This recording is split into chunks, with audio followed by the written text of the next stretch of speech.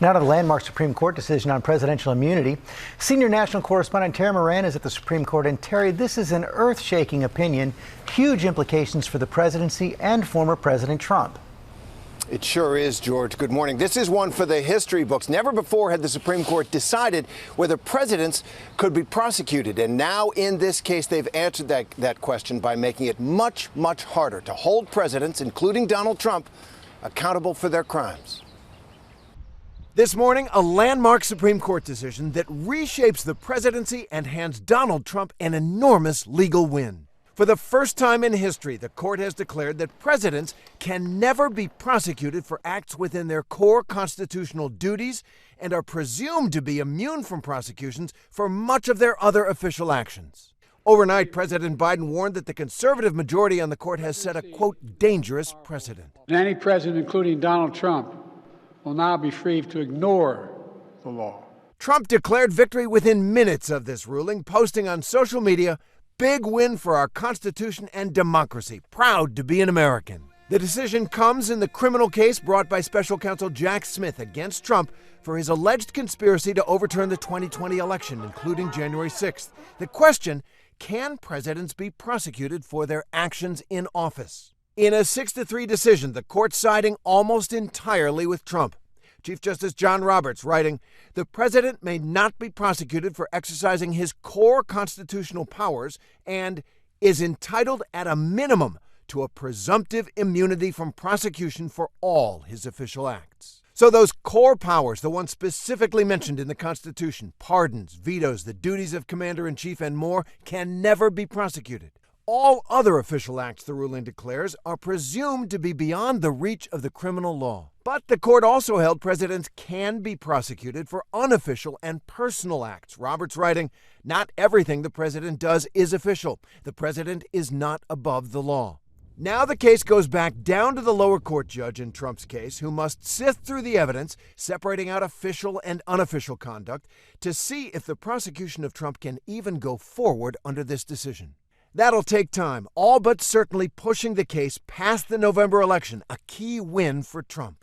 You cannot allow a president to be out there without immunity. But the court's 3 liberal justices seemed stunned. Justice Sonia Sotomayor declaring in dissent, the president is now a king above the law. She painted a grim vision of what this ruling could mean for presidential power. Orders the Navy's SEAL Team 6 to assassinate a political rival? Immune. Organizes a military coup to hold on to power? Immune. Takes a bribe in exchange for a pardon? Immune. Immune, immune, immune. She concluded, "With fear for our democracy, I dissent." Legal scholars have just begun to reckon with the impact of this ruling and how future presidents, including perhaps Donald Trump, will wield the immense powers of that office virtually free from any worry that they're breaking the law.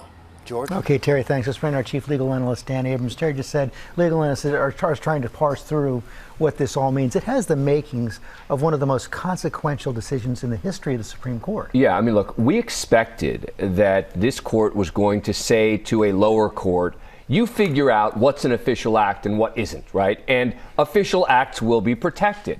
What makes this so sweeping is that the court has said, A, that some acts do have total and absolute immunity. And the court actually refers to... Let me just press on that for a second, because one of the core constitutional powers given to the president is the power to pardon.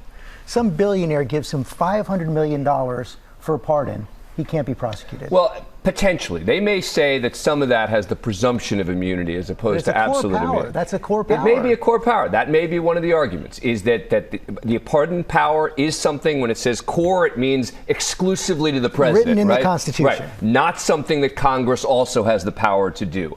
Pardoning is one of those core powers. And the court has said, in sending it back, you can't look to the president's motive in assessing a potential crime. So if you can't look to the motive in something like a pardon, you can't say, were they doing this for the wrong reasons, then there's certainly an argument to be made along those lines. But part of what makes this so sweeping is also the fact that they have implemented a series of rules that any prosecutor has to abide by, meaning all the things they can't do in evaluating whether a president committed a crime. Evidence that they can't use. They can't look to a president's motive. They can't use presidential testimony or the testimony of advisors, et cetera, in assessing it.